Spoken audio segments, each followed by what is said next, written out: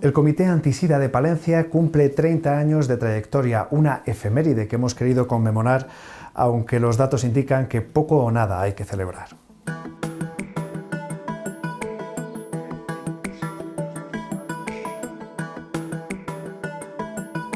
Nadie puede negar los avances en estas 3 décadas, sobre todo en el ámbito sanitario. Sin embargo, parece que como sociedad nos hemos relajado, lo que se refleja en el perfil y en el número de transmisiones.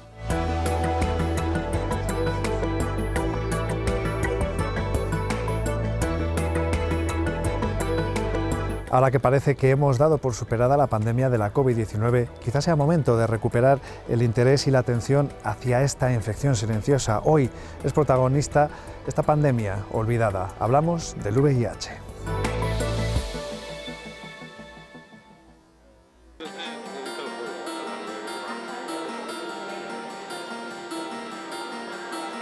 El VIH, denominado así en 1986, es un virus derivado de otro propio de los simios que se cree pudo pasar a los humanos en el continente africano allá por los años 20 del siglo pasado. En la segunda mitad del mismo, su incidencia comenzó a dispararse, especialmente en los años 80, cuando empezaron a ser más patentes sus consecuencias en los países occidentales, con la proliferación de enfermedades derivadas del virus. El SIDA, último estadio en la evolución de la infección por VIH, pasó a ser considerado pandemia en 1981. Desde entonces se calcula que más de 30 millones de personas han perdido la vida en todo el mundo por enfermedades relacionadas con este virus, la mayor parte en el África subsahariana. Y aunque el pico máximo de nuevas infecciones se alcanzó en 1996, hoy día sigue siendo un problema de salud pública, también en nuestro país. En España todos los años, desde hace más de 10 años, hay 4.000 nuevos diagnósticos y esta cifra no baja. Somos los reyes de Europa, tenemos las tasas más altas de Europa sin ninguna duda y esa es la realidad de nuestro país. Una realidad a la que se enfrenta cada día desde hace 30 años el Comité Antisida de Palencia, una entidad que comenzó a dar servicio como una sección dentro de ACLAD, Asociación de Atención Integral a Colectivos en Riesgo. 10 años después del primer caso de VIH en España, Palencia necesita un lugar como el comité, dado que un grupo de personas, que en ese caso eran personal sanitario, que trabajaban en algún caso en el Hospital Río Carrión de aquí de Palencia, junto con personas afectadas de VIH-Sida y sus familiares, deciden que las consecuencias sociales, psicológicas y familiares que estaban viviendo en esos momentos no eran paliadas, no eran satisfechas por el sistema de salud público. Es imprescindible puesto que la administración u otras entidades no llegan a ello y sin llegar a ello es necesario cubrir esa necesidad que tiene la sociedad y sobre todo para que haya una persona pueda tener un desarrollo íntegro, adecuado. Lleva 30 años de trayectoria y eso es casi sobrehumano, porque por toda España ha habido un montón de asociaciones como la nuestra que se volcaron en el momento de los inicios, pero que no han sido capaces de sobrevivir porque realmente esto es una infección olvidada. Entonces, si bien las administraciones públicas todos los años nos han ido proporcionando apoyo, la sociedad en general no le presta atención quizás a esta situación porque no hablamos de ello, entonces parece como que no existe. Hay que recordar que a principios de los 90 un diagnóstico de VIH suponía en muchos casos una sentencia de muerte. En los inicios del comité la respuesta era el drama. Al final una población, principalmente gente joven, se ponía enferma de un día para otro y en cuestión de muy poco tiempo una persona enfermaba de una manera que en menos de un año moría y esta era la realidad. De aquellas tener VIH era una sentencia de muerte, entonces el pánico que tenían las personas ante esa infección, la enfermedad del SIDA era vista como algo, veías imágenes de negros muriéndose en África, la gente muy delgada, era como igual a muerte. Entonces, obviamente, era algo que la gente rechazaba. El VIH no era VIH, porque la infección pasaba a ser una enfermedad rápidamente, no había tratamientos, una persona pasaba de tener VIH a tener SIDA en nada y se moría. eso era catastrófico y además no había tratamientos, igual que no había tratamientos ni vacunas cuando comenzó el COVID hace muy poco, pero tampoco hubo una explosión social en el sentido de vamos a ayudar a estas personas que les pasará a hacer una investigación mundial a ver qué pasa, como pudo pasar hace poco con el COVID. Empezaron a crearse bulos y estigmas ante determinados colectivos que los denominaban mal denominados de riesgo, como por ejemplo podrían ser el colectivo de la prostitución, o las personas que se inyectaban drogas o las personas homosexuales. Y entonces bueno, pues había un rechazo y un repudio para alejarse de todo ese tipo de estadios. O sea, es decir, las personas no querían saber nada y había un miedo brutal hacia esa infección. Era una especie de castigo divino, algo habrás hecho para tener esta infección y quizás te lo mereces y bueno, pues ya investigaremos más adelante. Se tardaron casi 10 años en lanzarse realmente campañas agresivas para dirigir a toda la población cuando las administraciones se dan cuenta de que esto no va de unos pocos colectivos, que esto le pasa a toda la sociedad y que cualquiera nos podemos infectar. Esas campañas salvajes que se hicieron durante 10 años han desaparecido, entonces ahora mismo esto vuelve a estar olvidado.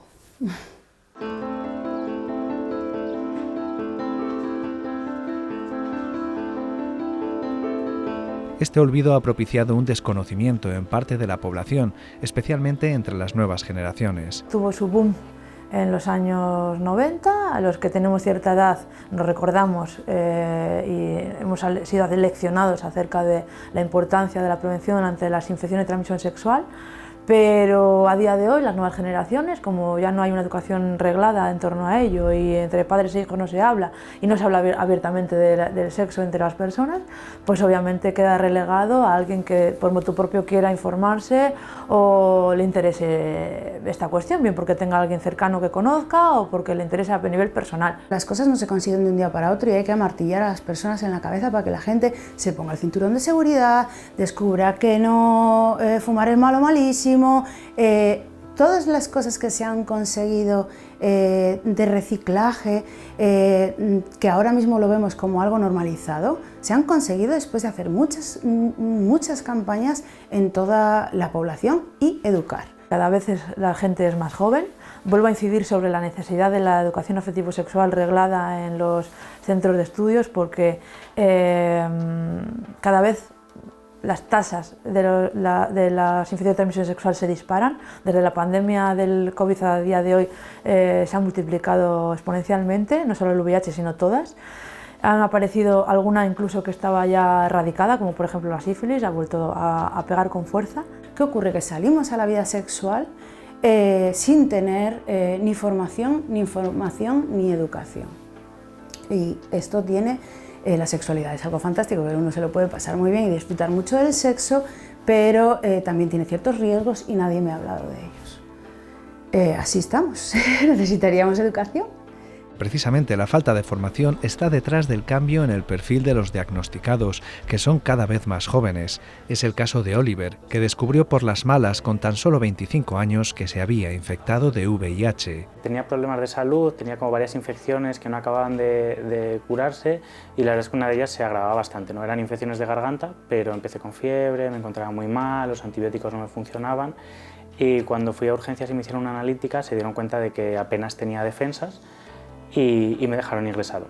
Los médicos sí que me preguntaron si yo había tenido prácticas de riesgo y mi concepto de práctica de riesgo era diferente al que tenían los médicos, ¿no? Porque yo al final asociaba que una práctica de riesgo es una práctica sexual de penetración sin preservativo, ¿no? Así como concepto genérico, y yo no había tenido nada de eso, ¿no?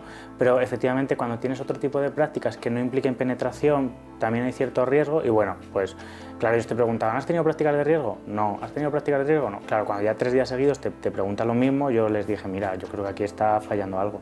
Digo, porque no te estoy mintiendo, en plan, estoy mal y quiero saber qué me pasa. Y ya empezamos a hablar, bueno, pues dime qué has hecho, que no sé qué, que no sé cuál, valoramos que el riesgo no era mucho, pero sí que había riesgo en otras prácticas. Y ahí es cuando me dijeron, bueno, te vamos a hacer la prueba de VIH. Digo, bueno, pues lo que haga falta, ¿no? Yo al final quiero saber qué me pasa y ponerme bien. Y dio positivo.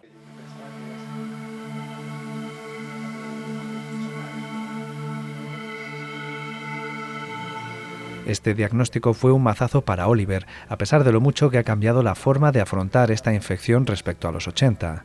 Lo primero, estás preocupado porque tienes problemas de salud.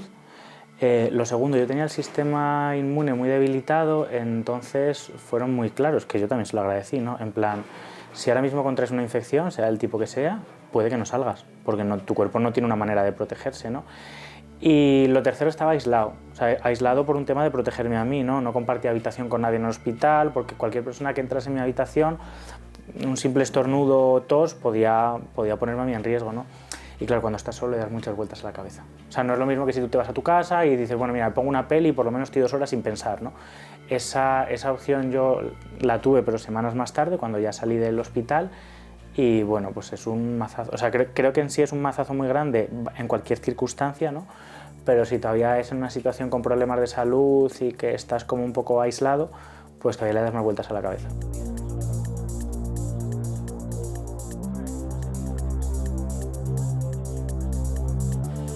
La primera persona con la que lo hablo es con mi madre, pero porque era mi madre quien estaba acompañándome en el hospital, ¿no? Entonces, yo era mayor de edad, el médico me dijo que él no iba a dar la noticia a mi familia porque yo era mayor de edad y consideraba que era una decisión que tenía que salir de mí.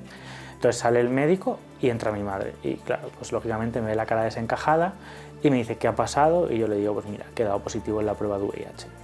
En ese momento mi madre me hace otra pregunta que puede sonar prejuiciosa, pero que yo, contextualizándola, la entiendo perfectamente, ¿no? Y era, ¿tú tienes relaciones con hombres? Porque al final ella como que necesitaba entender por qué a mí la prueba me había dado positivo, ¿no? Y ella al final ha vivido una época en la que el VIH y el SIDA era una cosa de homosexuales, de drogadictos y de personas que se dedicaban a la prostitución, ¿no?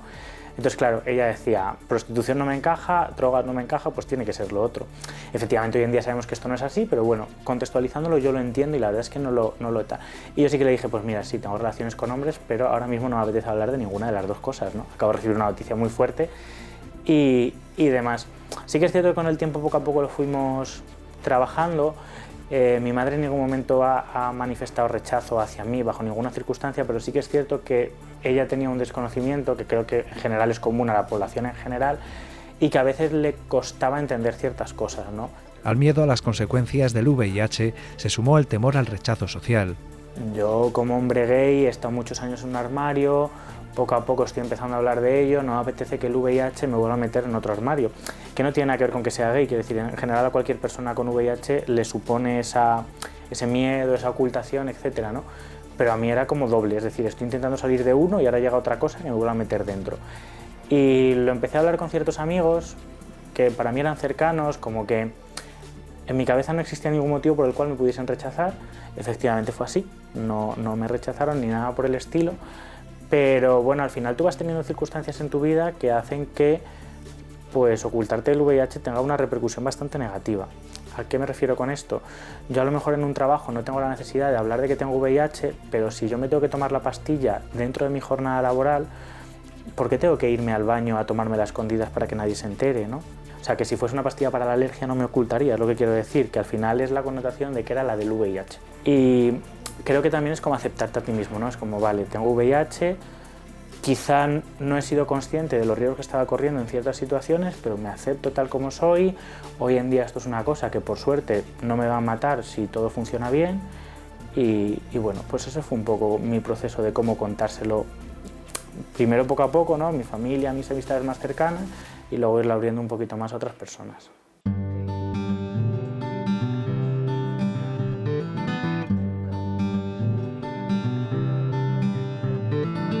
Por suerte, Oliver encontró una respuesta positiva en la mayor parte de su gente, pero el miedo es libre y los prejuicios permanecen hoy en día, si no han ido a más incluso.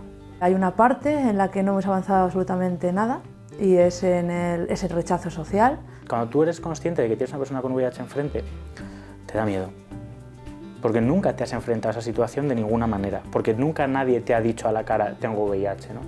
Entonces sí que es cierto que ha habido mucha gente que ha tenido mucho miedo, que no se ha sentido a gusto, que no ha querido tener la relación sexual o lo que sea, pero que luego has ido hablando con ellos, les has ido explicando las cosas y incluso al final se han sentido como de, joder, qué idiota he sido porque he tenido este pensamiento que no tiene sentido. Prejuicios que existen, la gente que tiene poca información y es necesaria para aceptar una sociedad más grande.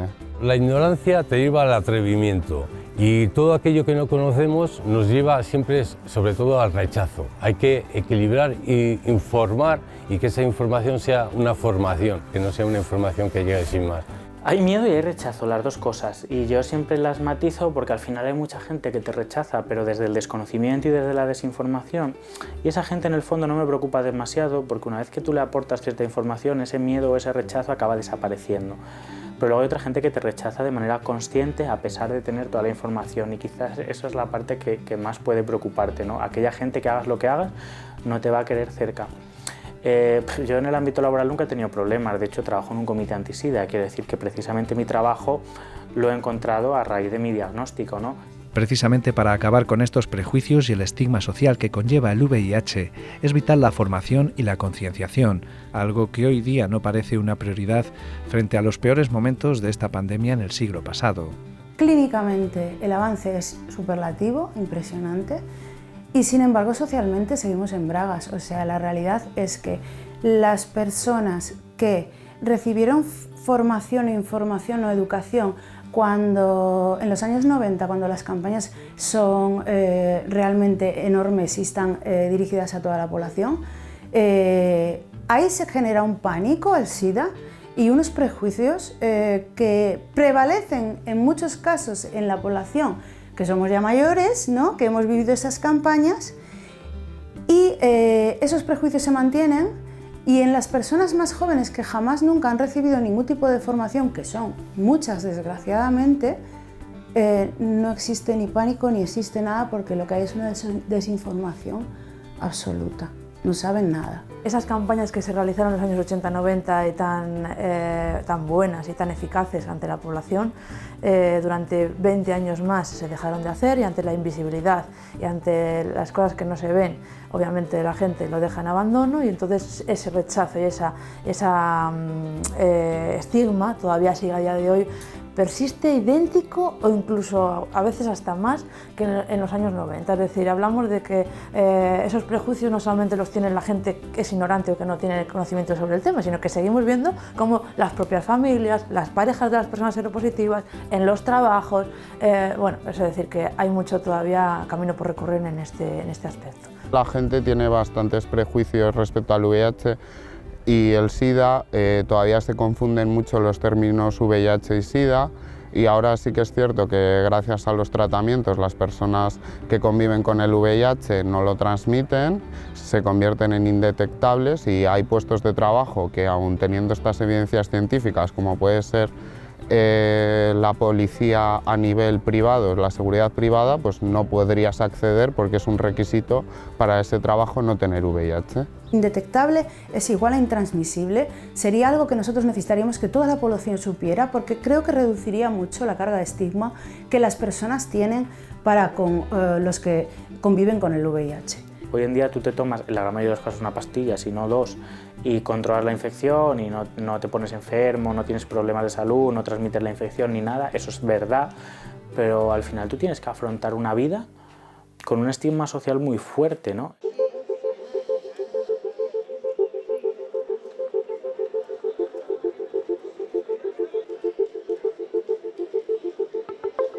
La educación se vuelve imprescindible para acabar con los prejuicios, pero también para ahondar en la prevención de situaciones de riesgo.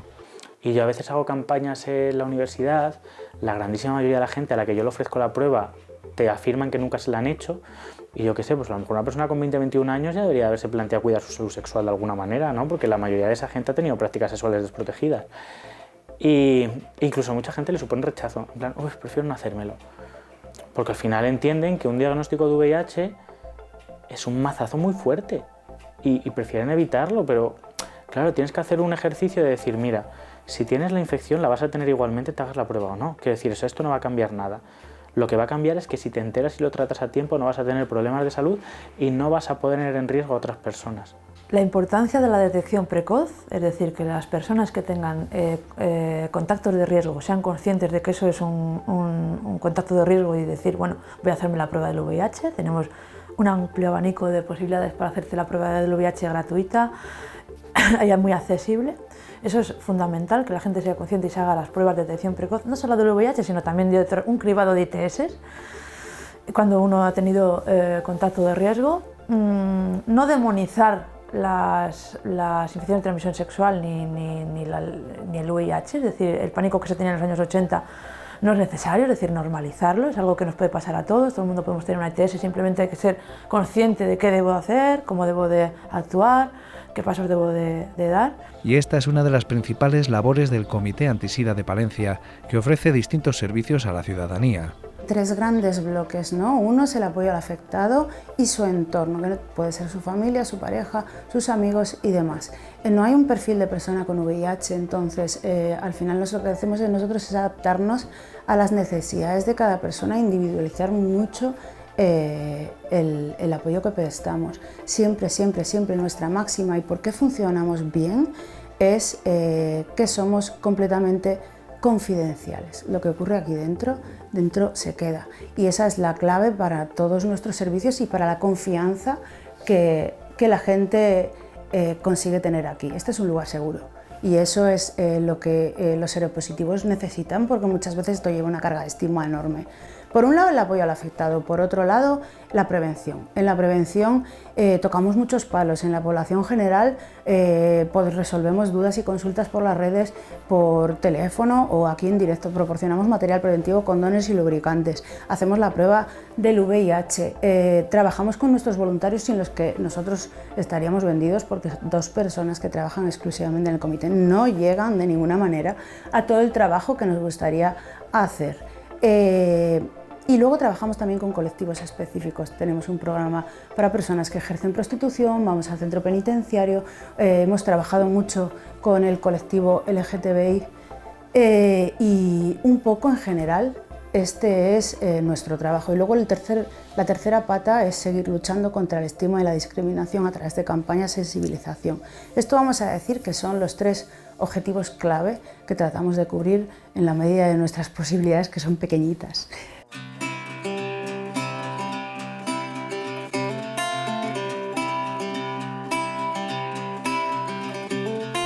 No cabe duda de que mucho se ha mejorado, sobre todo en el ámbito médico, pero todavía queda mucho camino por recorrer para acabar con los prejuicios y las connotaciones negativas de esta pandemia que parece olvidada. Llevo muchos años trabajando en esta asociación, he visto cosas increíbles y maravillosas y también he visto cosas terribles, pero creo que también voy a ver la curación. O sea, hace poco vimos como milagroso la curación de la hepatitis C, que era algo por lo que nadie apostaba, y lo hemos visto a la gente curarse y eso yo confío en verlo.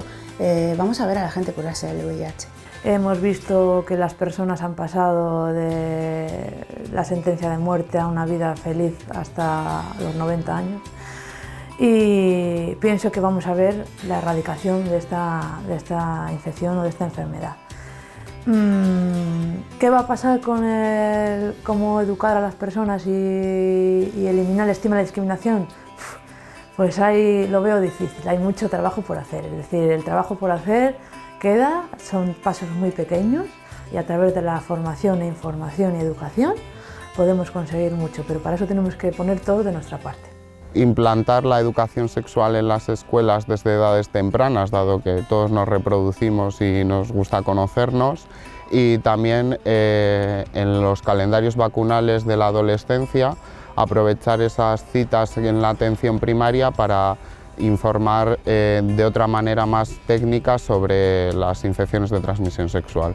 Llegar a los jóvenes donde están, en tanto campañas a nivel de donde ellos están, pues de temas, lugares educativos, lugares de ocio, educación dentro del sistema académico y ofrecer esas posibilidades y hacer campañas que realmente lleguen a ellos, promovidas desde ellos y con agentes de movilidad que trabajen, interactúen con pares y con ellos. Y si tengo que hablar de sexo porque es una infección de transmisión sexual, no puedo ignorar eso, porque no tiene sentido que yo vaya a un sitio a hablar del VIH y que habla de que no compartes jeringuillas y de que no utilices la prostitución. O sea, eso sería una pérdida de tiempo porque no tendría sentido con la realidad. Pero hoy en día nos encontramos muchas barreras, administraciones que no quieren financiarlo, centros escolares que no quieren que entres al centro a hablar de eso, familias que te ponen pegas porque a sus hijos les estás hablando. O sea, creo que hoy en día como sociedad tenemos que avanzar mucho y tenemos que entender que al final esto nos resta. Y que ojalá me hubiesen dado una charla de VIH en su momento, porque probablemente, no sé si hubiese contraído la infección o no, a lo mejor lo hubiese contraído igualmente, pero lo que estoy seguro es que me hubiese hecho una prueba antes y no hubiese llegado a tener un diagnóstico tardío.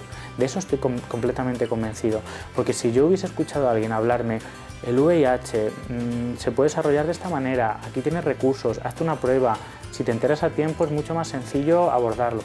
Pues no sé si hubiese evitado o no la infección, pero lo que tengo claro es que hubiese evitado mucha parte del proceso que tuve.